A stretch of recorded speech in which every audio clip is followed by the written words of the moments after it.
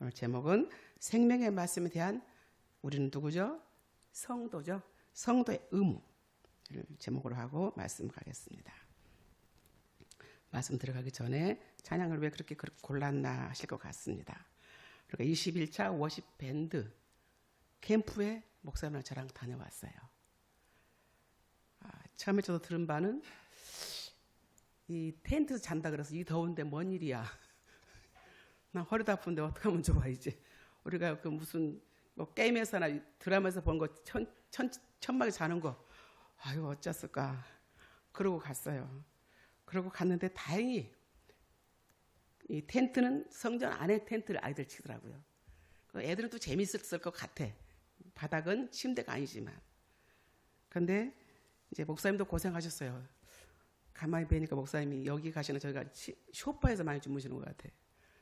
양보심이 많으셔서 거기도 침대가 몇 개, 세 개인가 있던데 양보하시고 소파에서 주무시니까 왔다 갔다 하는 사람들이 다 이제 왔다 갔다 하니까 잠은 늘 깨실 것 같고.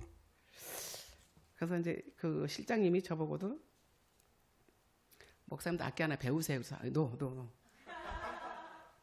나 그거 배우러 온 게 아니다. 제가 학부 때 저에게 저는 피아노 건반 위에서 노는 손가락이 너무 아름다워서 헌금연 할 때 항상 앞에서 있었어요. 무엇을 보려고? 소리가 아니라 그 노는 손을 보려고. 보려고. 그래서 사모했었어요. 근데 막상 배우려고 하니까 이 손가락 힘을 빼라는데 손가락 힘이 안 빠져요. 근데 목사님이 이 기타 배우시는 손가락이 너무 아프셨을 것 같아요. 그 철사에다가 그 손을 대고 누르고 하니 너무너무 아파하셨어요. 근데 또 동료가 있으면 자네도 그런가 나도 그러네 이렇게 했을 때 그렇게 대화할 사람은 없어요. 다 아이들이야. 초등학교 2학년 3학년 뭐 이런 아이들. 그런 아이들하고 배우시려니까 너무 힘들으셨을 것 같아요. 근데 또 굉장히 빡세고 실장님이 굉장히 이 타이트하게 딱 짜거든요. 몇 번 한 3번 가봤는데 타이트하게 짜요. 쉬는 시간이 별로 없어. 밖에 마당에는 이 물도 담아놨어요. 수영도 할 수 있도록. 그거 조금만 나가면 계곡도 있대요. 근데 계곡에 한번 발 담가 본 일이 없어. 거기를 시간 안 주는 거예요. 밥 먹고 훈련하고 밥 먹고 훈련하고 예배 드리고 이렇게. 게다가 잠원을 따고 다 외우라고 해요. 그러면서 이제 그분에게 내가 배울 수 있는 것은 저 실장님처럼만 하면 내가 의무를 굉장히 잘 감당할 것 같아요. 그 아이들에게도 전화로 이제 그 잠원을 피드백을 한대요. 하면 한 번 해서 알았지? 이게 아니고 한 5번씩 전화한다는 거예요. 주중에. 그러면 이분은 가정이 없는가? 가정이 있어요. 손주도 있어요. 그럼에도 불구하고 애들이 그렇게. 그래서 거기 가서 뭘 받느냐면 꼬맹이들 자매들이 많이 자매 형제들이 좀 있더라고요. 한 교회에서 단체로 오다 보니까. 그래서 내가 하영이 자매 하영이 자매라고 생각을 많이 했어. 이 딸들도 저렇게 어렸을 때 같이 배워서 지금의 피아노 다 하잖아. 얼마나 부러운지 몰라요. 그래서 우리도 아들들 피아노를 가르치긴 했는데 남자애들이다 보니까 이 체린이 30, 40 가다가 놓쳤어요. 그리고 뭐 그때 이제 컴퓨터가 나왔어요. 그러니까 이거 피아노 갈 시간에는 가라고 불러도 잘 안 가. 숙제도 안 해요. 컴퓨터는 가라고 안 해도 가. 지금은 이제 또 컴퓨터 전공을 해가지고 자기들 나름대로 사니까 뭐 더 이상 할 말은 없는데 일단 피아노가 참 부러웠어요. 이제 또 말 하나 하면 우리 둘째 이제 아들이 지금은 목사님 딸하고 결혼을 했지만 참 연애할 때 피아노 반주자를 데리고 왔어요. 엄마가 제일 기뻐할 거래. 뭐 때문에? 반주한대. 오 진짜 기쁘겠다. 그런데 캔슬 났어요. 그러고 나서 목사님 딸하고 결혼했어요. 그래서 이것도 내 복이 아닌가 보다. 이렇게 말하는데 이번 실장님이 목사님 배우래. 데리고 가서 노 아니라고. 그런데 목사님은 거기서 잘 이겨내셨어요. 정말 힘드시게. 근데 거기 가서 이제 어제 밤에 제가 이제 은혜를 많이 받았어요. 그 김은강 집사님이란 분이 보통 우리는 사지가 다 멀쩡하잖아요. 근데 그분은 얼굴은 아주 예술적으로 생기셨어요. 수염도 막 이렇게 해서 탁 붙일 정도로 얼굴만 딱 봤을 때는 저분이 뭐 한가를 하겠다. 그런데 눈빛이 이렇게 굉장히 좀 뭐랄까 카리스마도 있고 또 굉장히 강한 부분도 있더라고요. 그러면서 또 선한 부분이 또 있어요. 예술이야. 순간 봤을 때. 그런 분이신데 휠체어를 타셨어요. 휠체어를 타고 나중에 이제 하시는 거 보니까 저런 스피커가 굉장히 무겁잖아요. 저런 스피커를 3개인가 4개인가 갖고 줬죠. 자기 차에다가 하반신 마비야. 근데 구두는 멋진 거 신었어요. 구두가 보이니까. 그만큼 화장을 하고 포장을 하고 나오신 거죠. 그 당신 차에 그걸 다 싣고 오셔서 공연을 하시고 다시 또 다 쳐주셔서 또 싣고 가셔야 되는 그런 분인데, 그분이 집에는 또 사모님 어떤 분이신가? 뇌경변 1급이래요. 집에 간들 나를 보호해주는 것이 아니라 거꾸로 그 양반을 보호해줘야 되는 거죠. 그 집안은 두 분 다 장애인이고 누가 돌봐주는지 모르겠어요. 그거 좀 깊게 좀 물어보지는 못해서. 근데 그런 상태에서 예수님을 중간에 만나셨나 봐요.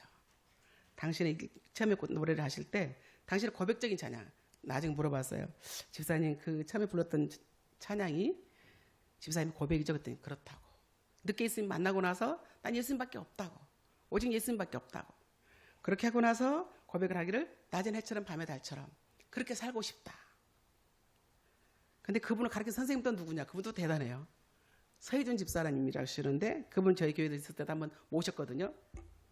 저는 처음에 아니 저는 뭐 손톱을 지금 이렇게 안 자르고 있을까. 이게 막 앞에 게 이렇게 길어가 부러졌어요. 딱 무슨 요술에 마법사 나오는 사람처럼. 그랬는데 그분이 아픈 거예요. 어떻게 아프냐 하면 그 스타킹에 3차 나와서 3년생을 했다고 하시더라고요. 그러셨는데 그분이 이렇게 그 병이 뭔 명을 넘벙이라고 하더라. 갖고 올라왔는데 어디 갔어? 파페라 가수인데 그분이 그 뭐라고 말하면 좋을까? 아무튼 이렇게 쉽게 알 수 없고 고칠 수 없는 그런 병이에요. 그런 병이신데 그런 병을 알그르면서 그 속에서 누굴 예수님 만나신 거예요. 그래서 이분이 이제 이 파페라 가수니까 굉장히 성향이 좋아요. 그래서 좋으셔서 지금의 김은강 이분을 가르친대요.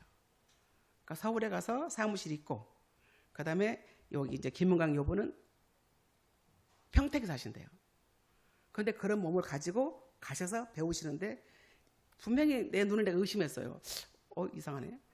분명히 중간문을 타셨거든 그분이. 휠체어를 이제 놓고 아주 팔 힘이 좋으신가 봐요. 탁 올라가셨어요. 그러고 휠체어 접어주려고 하니까 너 당연히 탁 접어요. 접었고 다 집어넣었어. 차에다 집어넣고 뒷좌석에서 앞차서 가기 어려워요. 죄송해요.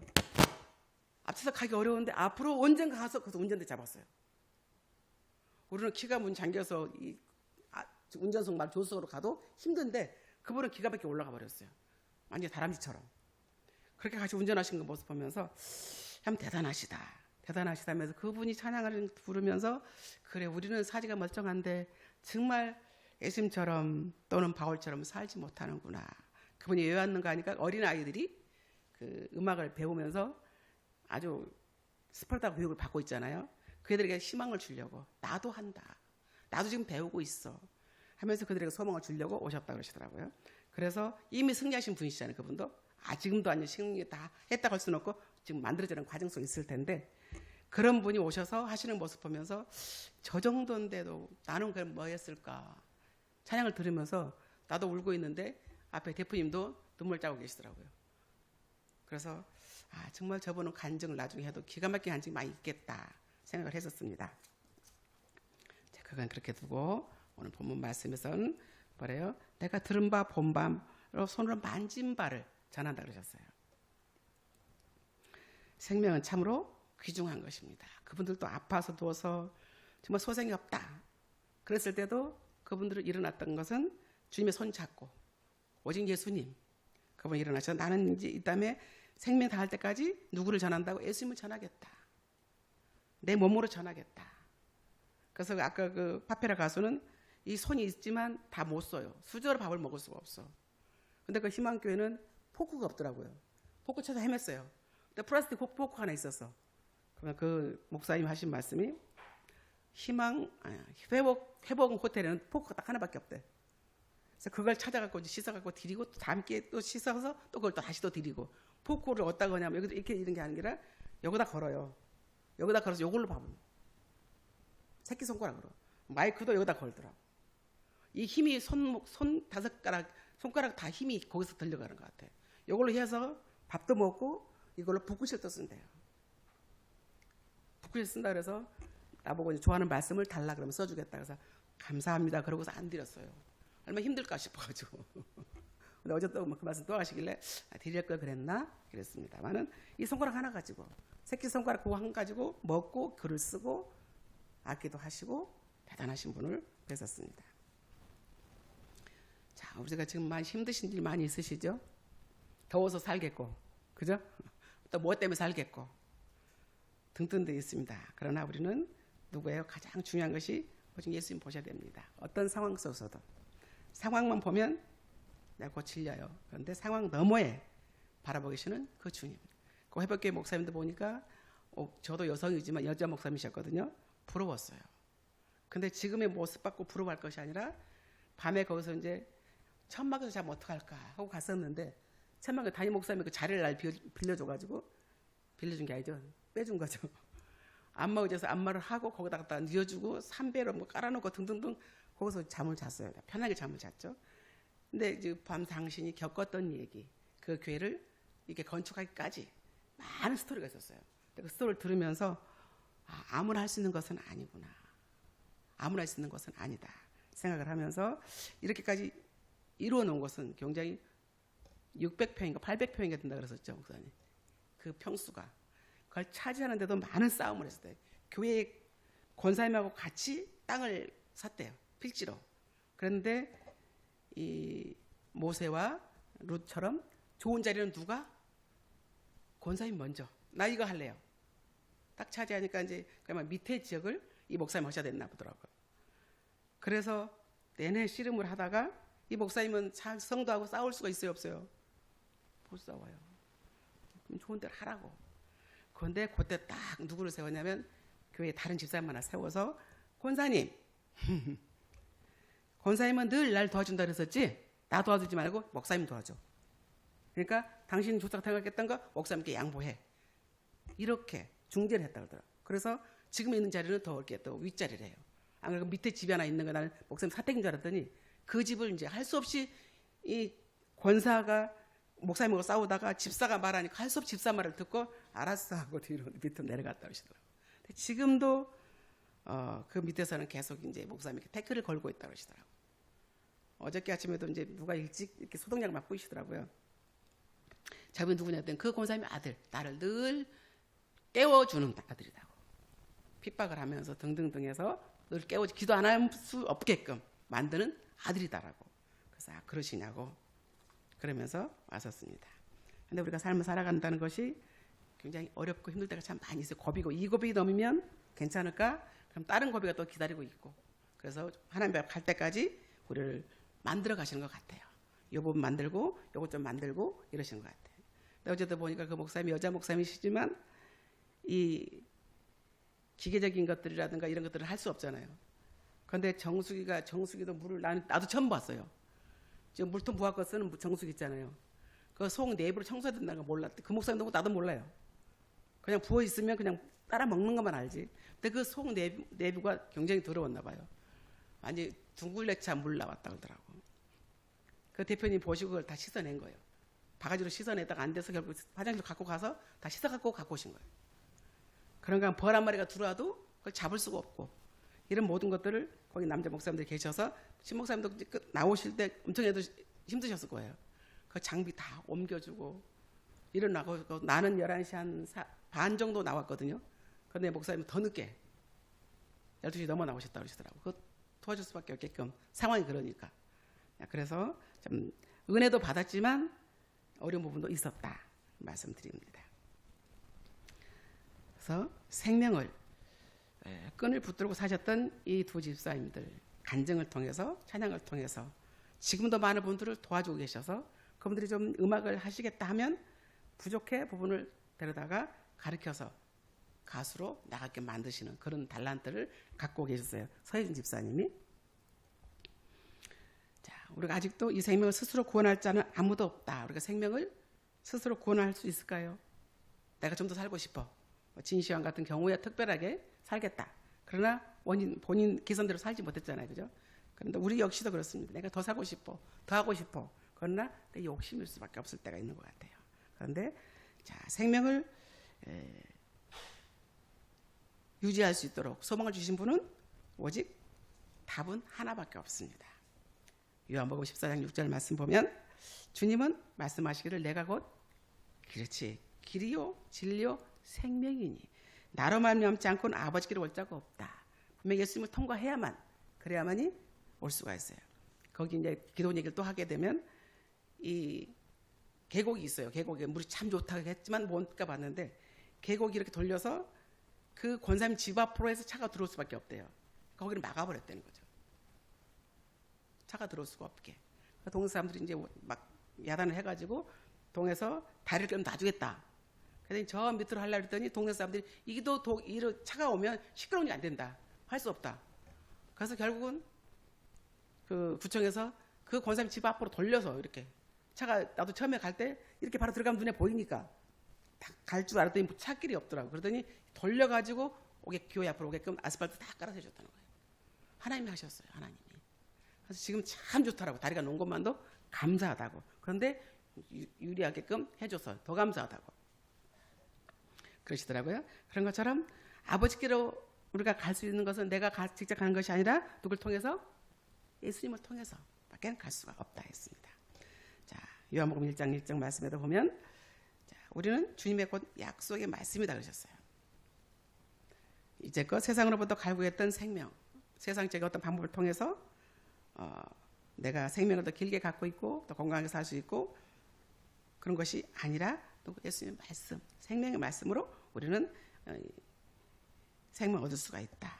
영생 얻을 수가 있다 하셨습니다. 그렇다면 하나님 백성된 우리들은 그토록 귀한 생명의 말씀에 대한 어떤 의무를 가져야 될까? 의무. 우리 성도들도 지금 의무가 있으셔서 어때요? 수요일날 교회 예배가 있으니까 오늘 너무 힘들었어. 오늘 좀 쉬어야 돼 집에서. 근데 뭐요? 성도니까 집사니까 때로는 뭐 저도 이제 오늘도 이제 저를 아는 한 분이 그렇게 갔다 오고 오늘도 교회 갑니까? 그래서 다 무슨 소리 하고 있어요? 가야지 교회를. 그렇게 말했거든요. 그런 것처럼 여러분들도 힘들어 오늘 좀 더 쉬고 싶은데 더운데 갔다 오셨으니까 쉬고 싶어. 그래도 어때요? 의무가 있으니까 성도의 의무 또 국민의 의무가 있고 자 그런 것처럼 의무가 있으니까 오셨습니다. 그럼 하나님이 그냥 돌려보내실 것이 아니라 네가 의무를 지켰으니까 내가 너에게 줄 것을 줄게. 분명히 예배하고 있으실 거예요. 예배하고 있는 것을 아마 여러분들에게 주실 거예요. 그래서 더 금그릇같이 더 귀하게 만들어주시리라 믿습니다. 자, 첫 번째는 생명의 말씀을 떠나지 말아야 된대요. 성도의 의무는 생명의 말씀을 우리가 본 바요 들은 바요 만진 바라 그 말씀을 떠나지 말아야 된다.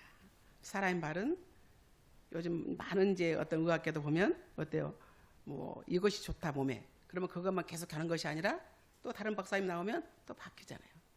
그런 것처럼 바뀌어요. 근데 하나님 말씀은 바뀌어요, 안 바뀌어요? 바뀌지 않습니다. 1.1핵도 바뀔 수가 없습니다. 세상으로 우리 영원한 생명을 보장받는다는 것은 헛된 희망일 뿐이다. 이렇게 말씀하셨어요. 그러나 예수 그리스도 안에 있으면 영원한 생명을 보장받을 수가 있대. 누구 안에 있으면? 예수 그리스도 안에 있으면. 네. 예수 그리스도 안에서만 영원한 생명을 보장받을 수가 있다. 노아방주 생각해 본다면 어때요? 노아방주에 들어간 생명들만 보존받았잖아요. 거기 들어가지 않은 자들은 생명이든 곤충이든 누구나 다 멸망했었어요. 그런 것처럼 자, 그 방주에 거하라 그러셨습니다. 누구든지 이 배에 오르는 자는 생명의 배, 그 배에 오른 자는 생명을 보장받을 수가 있다. 자, 닭이 병아리를 품으려고 뭘로 품어요? 날개로 딱 품잖아요. 어떤 분은 이제 그런 분이 계세요. 기도 제목이 뭐예요? 그럼 날들 암탉이 병아리를 품은 것처럼 자기 하나님들 품어줬으면 좋겠다고. 그런 기도 제목 항상 내놔요. 해마다. 그러면 작년에 품어주셨는데 올해 또 품어달라고. 그럼 그 안에 있으면 어때요? 편안하잖아요. 바람이 불든지 어저께도 뭐 대단하게 그저께 그랬다 그러죠. 밖에는 비가 오고 천둥 치고 막 그랬다. 그 주변 목사님들이 아니 야단하는데 거기는 또 이제 또 모든 시설들이 안 좋으니까 잘 지냈느냐라고 몇 번 전화가 오시는 것 같아요. 그러니까 우리는 악기 소리에 이 신디 소리에 기타 소리에 드럼 소리에 하나도 안 들렸다. 그 소리 들을 여가가 없어. 여기 가면 이 소리, 저기 가면 저 소리, 저기 가면 저 소리. 그래서 하나도 안 들렸다. 근데 그 속에서 있었다 보니까 방주에 딱 들어간 거죠. 들어가 있었기 때문에 밖에 천둥 쳐도 모르고 그냥 피고 밤에 자버렸기 때문에 오른다라고 말씀하시더라고요. 그런 것처럼 우리는 어때 세상은 지금 요동합니다. 그러나 우리는 그리스도의 방주 안에 있기 때문에 안전하게 하나님이 일하실까 믿고 갑니다. 자, 베드로는 뭐라고 고백하냐면 요한복음 6장에 영생의 말씀이 있음에 우리가 누구로 가겠느냐 그렇습니다. 그럼 우리는 이러한 생명의 말씀 되시는 주님을 떠나서는 결코 영생이 없음을 명심해야 된다 하셨어요. 자, 생명의 말씀 받아 영생을 소망하는 자로서 우리 성도들은 이 말씀을 생명의 말씀을 결코 떠날 수 없다. 포도나무 가지가 보면 이 가지에서 저희도 이제 제가 처음으로 집을 사고 좋아하는 것이 포도나무에서 종로시장 가서 사가지고 심어놨어요. 포도나무 심고 감나무 심었습니다. 심은 저희 아버님께서 봄이 되니까 포도나무 껍질을 벗기시더라고요. 그래서 아니 아버지 그걸 왜 벗기시냐고 그랬더니 껍질 안에 벌레들이 살고 있다, 서식하고 있다고. 그걸 벗겨줘야 된대요. 그걸 다 벗겨주시고 포도가 잘 열었어요. 근데 거기서 보면 가지가 약간 좀 떨어져 있는 것은 이 포도 열매가 맺질 않아요. 시들시들해서 결국은 말라버리더라고요. 어제 그 목사님들도 가니까 포도나무가 있긴 있어요. 근데 이파리나 가지나 다 쳐져가 있어요. 너무 많이 열려가지고. 근데 목사님이 바빠서 거기 신경 쓸 수가 없어서 좀 포도나무 보면 가지 지중대를 딱 세워주잖아요. 세워주 여러 개패처럼 해서 따기 좋게끔. 근데 이거 다 이렇게 딱 공작 단풍처럼 이렇게 돼 있어요. 열매 맺었는데도 불구하고 바빠서 못해서 이제 그 포도가 다 따고 나면 이제는 좀 자르고 할 것이다. 우리 역시도 포도나무 대신 예수님께 붙어 있어야 열매를 맺을 수가 있고 우리는 때로는 이 주변에 정말 나를 아프게 한 사람이 없으면 참 좋겠어요. 그런데 때로는 있어요. 어떤 상황을 통해서 있어요. 있으면서 나를 만드는 것 같아요. 어떤 때는. 저에게도 이제 좀 힘들게 하시는 분이 한 분이 계세요. 무슨 병이 서운병이 걸린 거예요. 서운해. 이렇게 있는데 왜 나에게만 내가 조금 더 배려를 못했나 봐요. 목사님 나에게 이렇게 섭하게. 그 섭이 이제 이렇게 커졌어요. 이럴 때 이제 알았으면 참 바로 처치했을 텐데 커가지고 이렇게 큰 거가 이제 큰 상처가 이제 오니까 내가 감당할 수가 없었어요. 아니 그랬으면 진즉 말하시지 그랬더니 이제 입을 다물어버렸어요.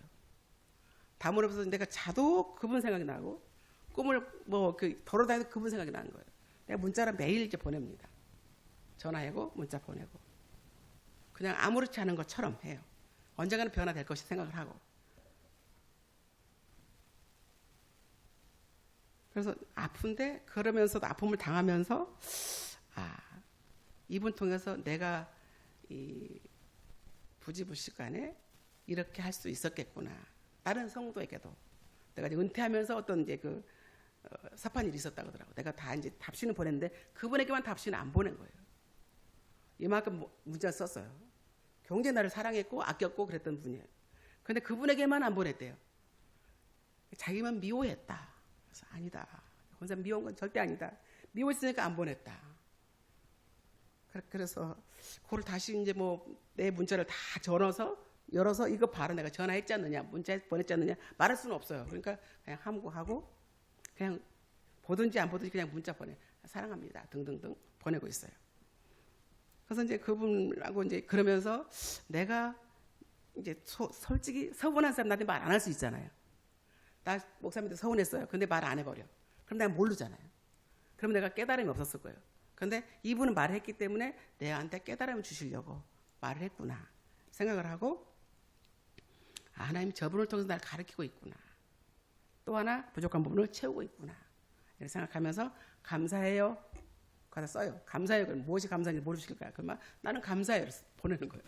그러면 이 양반이 진짜 이럴 것 같은데 그냥 감사해요. 나를 깨닫게 주셔서 내가 하나님 부르실 때까지 갈 때까지 실수하지 않게 다시금 깨달음 주시는 거구나 생각을 하고 갑니다. 자, 베드로가 영생의 말씀이 있으면 누구에게로 가버릴까 그렇습니다. 그런 것처럼 우리가 세상에 나가면 정말 이 계급 떼고 말하고 싶은 사람 참 많이 있죠. 그런데 나를 알기 때문에 내 계급을 뗄 수는 없고 계급 안에서 말을 해야 되기 때문에 때로는 마음도 아프고 힘들 때도 있고 그렇습니다. 그러나 그걸 생각하려면 세상에 나가야죠. 그래서 떼버리고 다 딱지 다 떼고 가서 한번 붙어보자 하겠지만 그럴 수 없으니까 하나님 하세요. 하나님 하시라고 맡겨놓고 갑니다. 그럼 우리는 이러한 생명의 말씀 대신은 주님을 따라 살 수가 없다 했습니다. 생명의 말씀 받아 영생을 소망하는 자로서 우리 성도들은 이 생명의 말씀에서 결코 떠나지 말아야 된다. 그럼에도 불구하고 나를 만드시는 거니까. 그래서 첫째 의무가 뭐죠? 떠나지 말아야 된다. 어디서? 생명의 말씀에서 떠나지 말아야 된다. 두 번째로는 생명의 말씀을 전파해야 된다. 앞에 하면서 힘들어하면서도 전파해야 된다. 우리 생명의 말씀을 떠나지 않아야 할 뿐만 아니라 말씀을 전파해야 된다.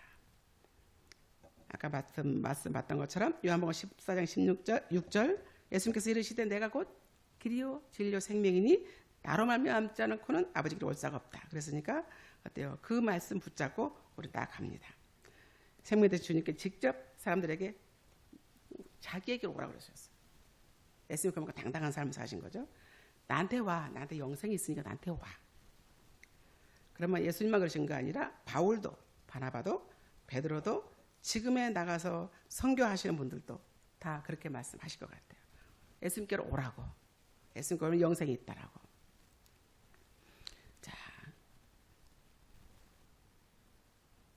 그래서 아까 1장 1절 읽었던 것처럼 다시 한번 볼까요? 1장 1절 태초부터 있는 말씀, 생명의 말씀에 관하여는 우리가 들은 바요, 눈으로 본 바요, 자세히 보고 우리의 손으로 만진 바다. 얼마나 자신감이 있어요. 그죠? 그렇게 말합니다. 자, 생명의 말씀 그렇게 우리도 만졌어. 여러분들도 아마 이 성경책을 많이 읽으라고. 지금 많은 프로그램이 중요한 것이 아니라 성경책 본문 말씀이 중요하다고 하셨어요. 근데 저번에 내가 말씀드렸던 것처럼 이 벽에다가 그래프 올려놓고 성경 막 읽으라고 하는 거 참 쉽지 않아요. 저도 어떤 때는 보면 숙제인데 말씀 읽어야 되는데 말씀 많이 못 읽었네. 그럴 때가 있어요. 근데 여기 와보니까 딱 저기 어디에 저기 보험회사에 가면 신방하러 가면 보험회사에 가면 알로에 그때도 이제 거기도 사무실에 갔었어요. 그랬더니 벽에 이렇게 그래프가 그려져 있어요. 누구는 얼마큼 그래프가 쫙 나타나 있어요. 그런 것처럼 저기 보면 누구는 뭐 읽고 누구는 뭐 읽고 좀 다 읽어라 이거죠 이제. 그래서 정말 하나님 말씀 그만큼 중요하기 때문에 읽으라는 것입니다.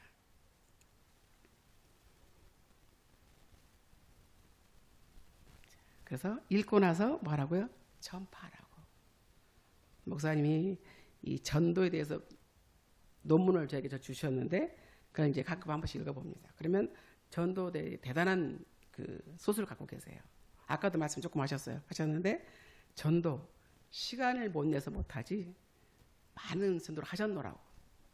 다시금 또 이제 아마도 하반기에 일으키실 것 같아요. 전도를 목사님만 하시게 둘까요? 아까 우리 남궁희 집사님이 성가대 가운을 보시고 성가대 가운인데 나는 처음에 밑에 있는 거 못 보고 5개만 있는 줄 알았어요. 저희 집에도 지금 성가대 가운이 거의 한 40벌 있거든요. 다른 교회에서 그것도 갖다 놓은 게 있어요. 그래서 이제는 더 이상 쓸 수가 없지만 누굴 줘야 되는지 못 주고 있어요. 이제 드라이 다 해갖고 다 걸어놨어. 저도 욕심에 성가대는 세워야지. 못하고 중간에 말았잖아요. 근데 목사님 아까 갖고 오신 거 집사님 보시고 이것은 성가대 가운이니까 성가대원을 세우려면 많아야 된다. 근데 밑에 보니까 더 있어요. 15불은 되는 것 같아요. 그럼 15명 성가대를 세우려면 무슨 해야 될까요? 전도를 해야 되겠죠? 전도를 해서 성가대원을 제가 명성교회 큰 것을 보니까 명성교회가 새벽기도 열심히 할 때 저희 집이 그 옆에 있기 때문에 우리 교회에서 새벽기도를 하고 그쪽으로 넘어가면 거기서 줄 서 있어요. 계단에 쭉. 그 큰 교회 짓기 전에 작은 상가에 있었거든요. 그 사람들이 계단을 쭉 타고 줄 서 있어요. 가방 새까만 하나씩 들고. 솔직히 뭐 하는 집단인가. 제가 궁금하면 또 물어보거든요. 뭐 하는 줄이에요? 그랬더니 새벽기도 가려고 서 있는 거래요. 그 다음에 안 들어가고 서 있냐 했더니 기다리는 거래요. 1부 끝나고 내려면 2부 할 사람 들어가려고. 그래서 페이퍼 하나씩 다 이렇게 받더라고요. 그건 뭐냐 했더니 그 목사님이 대단하신 분이에요. 이렇게 페이퍼를 완성을 다 안 하세요. 반만 해. 그리고 다음날 연속곡처럼 안 나올 수가 없어. 궁금하잖아요. 결론 안 내려줬으니까. 결론 내리고 다음날 또 다시 또 서론하시는 거예요. 그러니까 이걸 갖고 다니시면서 매일 갈 수밖에 없게끔 만드시더라고요. 그렇게 해서 그 계단 올라가서 또 한번 들어가 봤어요. 들어가 봤더니 꽉 차요. 줄로 나온 것 막 동시에 차. 근데 거기에 성가대가 처음에는 많지 않았었어요. 몇 명, 5, 6명 그냥 드레스를 입고 이렇게 성가대석이 없으니까 이렇게 그냥 서서 그렇게 했었거든. 근데 지금 성가대원이 나중 교회를 짓고 봤었을 때 꼬맹이들도 다 했어요. 애들이 강덕사까지 못 올라오게 하잖아요. 그 목사님은 다 올라오게 해요. 여기 꽉 차요. 그럼 그 교구가 할 때는 아마도 500명이 넘어요. 성가대원들만. 근데 그 이른 시간에 한복을 입고 나와, 한복을. 와, 대단하다. 그렇게 조직이 잘 짜 있었어요. 그렇게 하면 젊은이들이 하면서 또 하나는 뭐냐면 이제 구역에서 지금으로 보면 감자 튀김, 감자 손가락에 썰어가지고 튀긴 거 있잖아요. 그것들을 이렇게 포대에 그런 거 팔았었어요. 이것은 뭐냐 그랬더니 선교 기금이래요. 선교 기금으로 그걸 이제 도매로 띄어와가지고 파는 것 같아요. 팔아서 선교 기금을 몇 교구에 몇 개씩 이렇게 배당이 온대요. 그걸 판다고 그러더라고요. 그래서 이거 선교 기금이니까 하고서 우리 또 사 먹었었거든요. 근데 그랬던 교회가 지금 엄청나게 커잖아요. 그래서 15불이 아니라 더 많은 성가대원들이 있게끔 우리 민집사님 전도해야 되겠죠?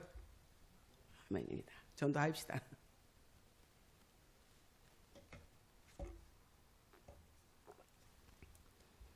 자, 마태복음 28장에 그런 말씀이 있습니다. 그러므로 너희는 누구예요? 우리죠. 우리는 가서 모든 민족을 제대로 삼아 아버지와 아들과 성령 이름으로 뭘 주고 세례를 베풀고 또 뭐예요? 내가 너에게 분부한 모든 것을 가르쳐 지키게 하라. 그러면 내가 세상 끝날까지 함께 하겠다 너희와. 우리가 어디 갈 때 저도 이제 우리 아이가 복잡 고쳐 부러지고 통짜로 깁스를 했었어요. 그냥 통짜 깁스하고 있는 집에다 데려다 놓고 새벽기도 제가 무서워서 못 갔는데 앞집에 아줌마 꼭 날 불러요. 우리 작은 애 이름이 규현인데 규현이 엄마 새벽기도 갑시다. 그러면 아 예. 일어나서 이제 그 통짜를 놔두고 이제 새벽기도로 가면 산을 넘어가요. 근데 혼자는 못 가. 근데 그이랑 같이 가니까 갔었어. 근데 한 번씩 나를 훈련시키는지 한 번씩 빼먹어요. 그럼 저는 어디 가면 개근을 하기는 원했지 결석은 잘 안 하거든요. 근데 안 오니까 어떻게 할 수 없이 이제 내가 혼자 가면 산길이 무서워요, 안 무서워요? 무서워요. 그럼 그때는 혼자 가면서 이제 뭐라고 하냐면 오늘 집을 나서기 전 그 찬양을 혼자 한 부르면서 갔었어요. 그러면 어때요? 찬양 부르면 예수님 나와 함께 하는 것 같아. 그러니까 담대가 또 가요. 그렇게 했었던 기억이 있었습니다. 자, 세상 끝나가 누가 함께 하신다고요? 전도회 그럼 내가 너와 함께 할게. 사랑하는 성도 여러분, 주에서 우리를 구원해 주신 사 자신감 있게 전하라. 자신감 있게. 몰라 그런가 어쩐가 잘 모르겠어는 안 되는 거죠. 성립이 안 돼요. 자신감 있게 누구를 전해요? 예수님을 전하라고 하셨어요. 그래서 누구한테냐면 바로 내 사마리 땅끝까지 이르러서는 원을 그러다 보면 바로 내 이웃이에요. 내 가족, 내 이웃들 그들에게 전해야 됩니다. 그들에게 전하려면 사실 쉽지는 않아요. 모르는 사람에게 전도하기 쉬운데 아는 사람에게 전도하기는 어려워도 나를 알고 있기 때문에. 그러려면 내가 어때요? 전도하려면 내가 모험생으로 잘 살아야 돼. 그래야 전할 수가 있어요. 아이고 물건 저렇게 못 살면서 나한테 예수를 믿으라 그러네. 그러면 돼야 안 돼요. 너나 잘 믿으세요. 그럴 거거든요. 그러니까 그들에게 보일 때는 내가 잘 믿어야 되는. 속은 막 골마요. 그래도 겉으로는 웃으면서 해야 그들이 나를 보고 예수 믿을 거니까. 내 가족에게도 이웃에게도 마찬가지입니다. 힘있게 전하라 하셨어요. 세 번째로는 생명의 말씀을 경계해라. 경계해라. 생명의 말씀 통해서 그 방주 속에 사람들이 가득하게 되었을 때 입에는 목적지를 향해 떠나간다. 제가 이번에 수련회 가서 이제 우리 제부 그 근무하는 사무실에 같이 있었던 그 상가에 있었던 교회였었거든요. 그 목사님이 저를 보면 당신 그 뭐랄까요 교회 옆에 사무실 우리 제부가 근무한다라. 그래서 자주 하셨어요. 그래서 내가 그 목사님하고 사모님하고 이제 조금 이제 친하게 지냈었죠. 근데 사모님이 진짜 선하게 생기셨어요. 선하시고 교육도 잘 가르치시고 그러신데 어저께 들으니까 그 목사님이 그 목사님네 교회는 아이들도 많이 있었거든요. 그래서 저번에도 봤었을 때 이 교육 받으러 악기 막 들고 오고 간식 갖고 오고 하는 걸 봤었는데 안 참석하더라고요. 그래서 왜 안 오냐 그랬더니 거기는 그 목사님이 이제 교회가 어렵다 보면 어때요? 성경급을 주면 이게 어디서 나왔는지 모르는 상태에서 받게 되면 그것이 근결을 해도 경계하지 못했던 것 같아요. 이단한테 원고를 받았던 것 같아요. 그래서 결국은 이단의 말을 들을 수밖에 없게 됐었대요. 그래서 결국 여기를 탈퇴를 하고 이제 그쪽으로 들어갔대요. 들어갔는데 거기가 그냥 내놓을 수 있는 교단이 아니다고. 근데 누가 마음이 아팠냐? 그 사모님 마음이 아픈 거예요. 그때 말했을 때도 사모님이 몸에 좀 신장적인 문제가 있다 그랬거든. 그래서 기도달라고 그러셨는데 그 정도 됐었을 때 이 사모님 얼마나 마음이 아플까. 그 사모님 많이 걸려요. 어저께 밤에 오면서도 그 사모님 어떻게 하면 좋을까. 어떻게 하면 좋을까. 그런 상태 됐으니까 더 가슴이 아플 거잖아요. 말도 못하고. 그 목사님은 우리 목사님하고 다르세요. 굉장히 엄해. 딱 말씀 통하면 그냥 가게끔. 근데 목사님 보니까 안 그러죠. 우리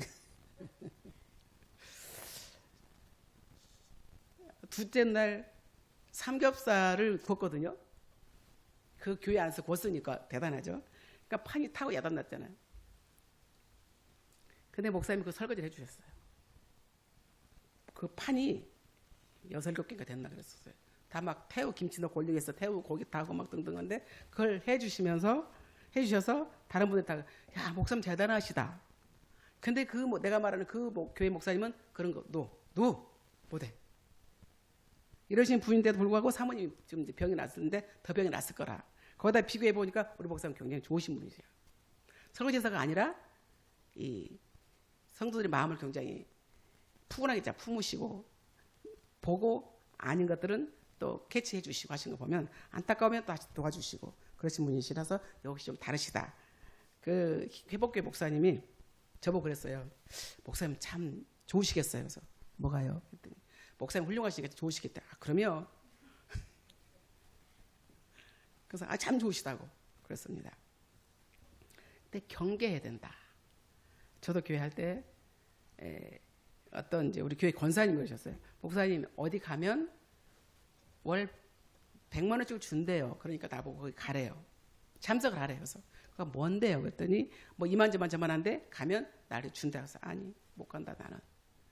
100만 원 아니라 1000만 원을 준다 해도 불확실한데 나는 안 간다. 하나님 그렇게 두지를 않는다. 그러고 안 갔거든요. 그래서 근데 거기 갔던 분들이 다 이제 다 어디예요? 다 이상한 데 가고. 제가 아는 여목사님 한 분도 그건 준목 이제 기장이 있었으니까 거기 준목이었거든요. 근데 거기도 청년들이 많았어요. 그러니까 조금 더 뭔가 좀 가르쳐 주기를 원해서 아마 그 소속에 들어갔던 것 같아요. 근데 거기 가보니까 결국은 처음에는 달콤하죠. 밥을 딛고 나면 달콤이 아니라 쓴맛이에요. 그래서 결국 교단에서 제명을 당했었어요. 이혼을 해버리고. 그래서 아닌 것은 때로는 이제 목사님들에게 그런 그 선교 헌금이라는 것이 좀 안 좋을 때가 좀 많이 있어요. 필요하니까 여름에 지금 코로나 터졌죠. 이제 코로나로 인해서 성도들이 많이 줄었잖아요. 성도들이 예를 들어서 지금 얼마큼이나 줄었냐면 그전에는 4명이 한 명이 믿는다 그랬었잖아요. 그런데 이제 그게 아니라 20%밖에 안 된대요. 많이 줄은 거죠. 그렇게 줄고 더 나가서는 불교가 따라오고 있어요. 불교가 17%, 천주교가 11%, 개신교가 그만큼 많이 줄은 20%밖에 안 되니까. 그러면 우리가 무엇을 해야 돼요? 전도해야 되는 것은 당연해요. 그런데 전도해야 되는데 성도들이 코로나 하면서부터 또 주저앉고 또 집에서 드린다라고 내가 있었던 교회 옆에서도 정말 훌륭한 권사님이셨어요. 우리 집사님이 하시는 뭐죠? 주말 농장.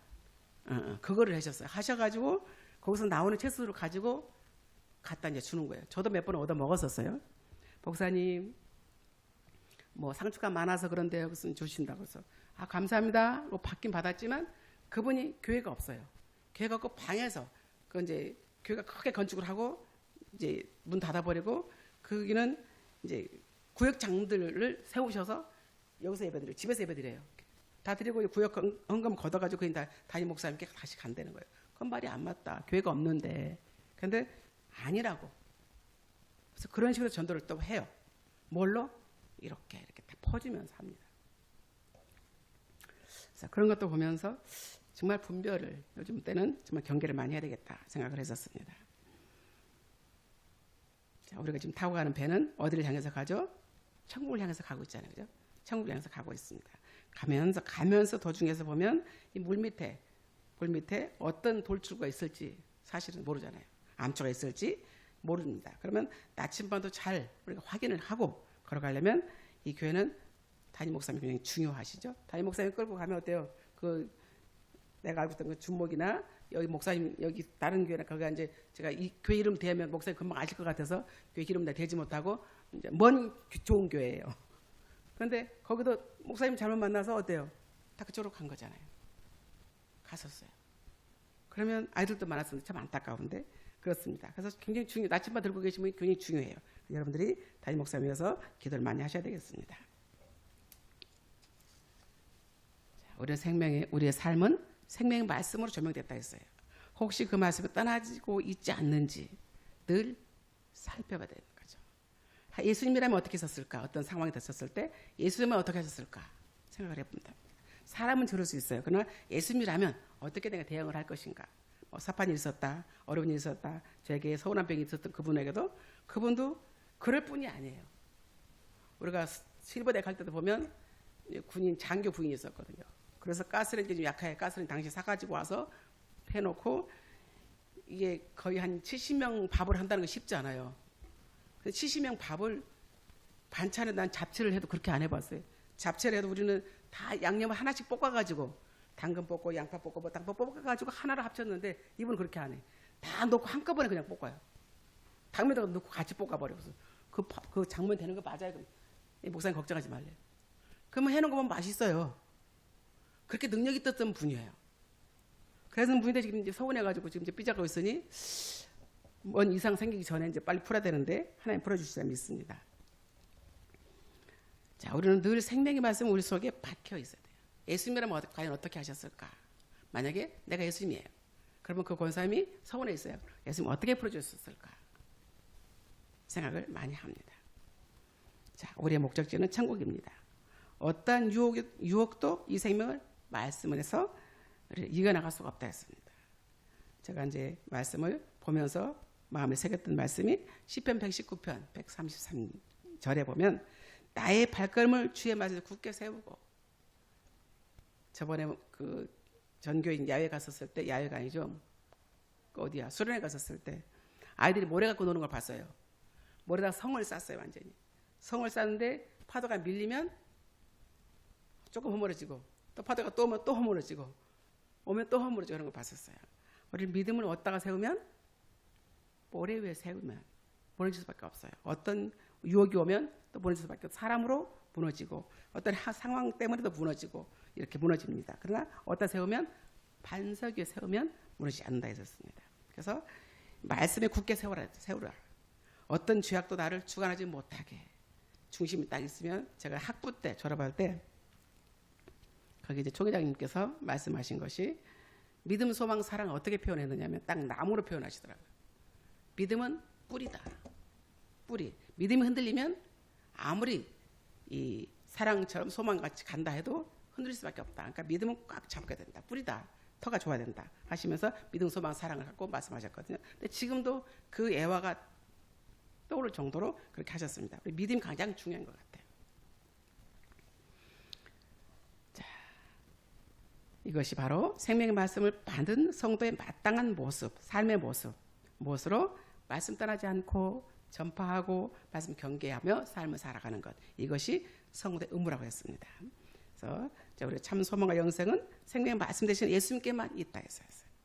우리는 그분의 말씀을 따라서 우리가 책을 보면서 설교를 들으면서 간증을 들으면서 찬양 하나를 들으면서도 눈물이 나올 수밖에 없고 요즘 보통 눈물 잘 안 나오잖아요.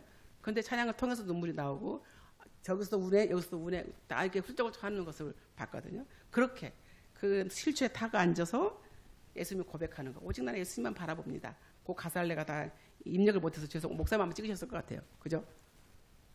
목사님 앞에서 맨 앞에 앉으셔서 용감하셔요. 맨 앞에 다 그 동영상을 다 찍으셨어요.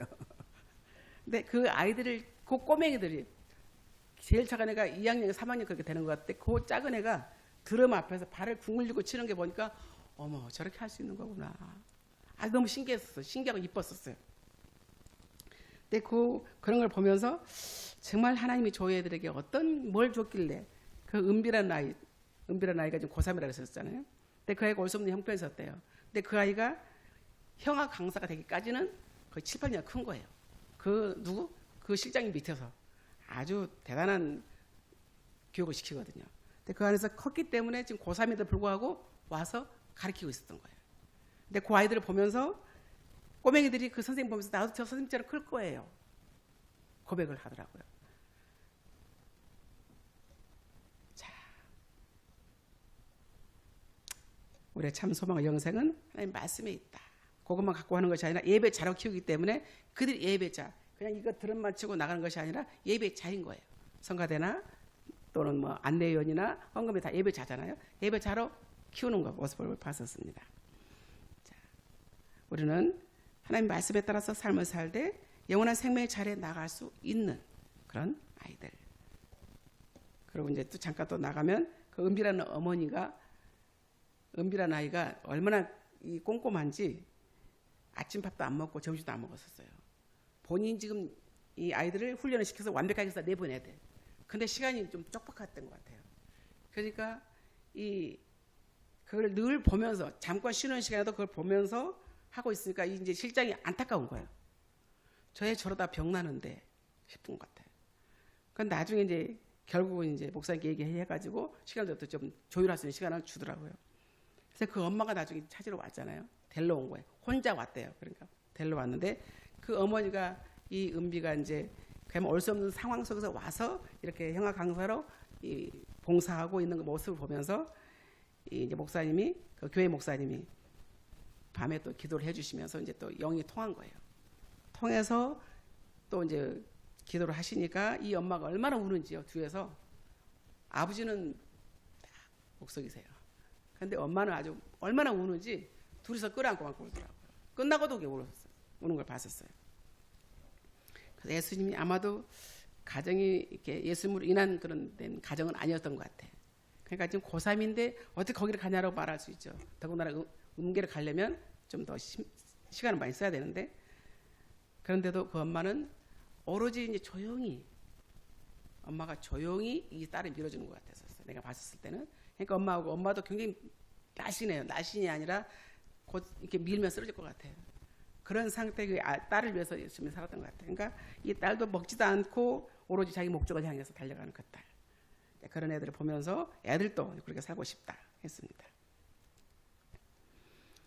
자, 우리도 결코 하나님 말씀을 자녀로 삶을 살고 성도가 됐다면 의무가 뭐죠? 말씀을 떠나지 않고 전파하고 경계하면서 이것이 하나님 말씀인지 아니면 사단의 말인지 경계하면서 가야 된다. 또한 이 생명은 말씀 복된 소식을 이웃에게 전파된다 그랬습니다. 그래서 마땅히 우리의 본분은 누구예요? 성도잖아요. 그죠? 성도의 의무를 해야 된다. 그러면 책임을 다하는 성도들이 되어서 장차 그 생명을 말씀 주신 주님 앞에 기쁘게 담대하게 서서 영생을 받아 누리는 성도님 되셨으면 좋겠습니다.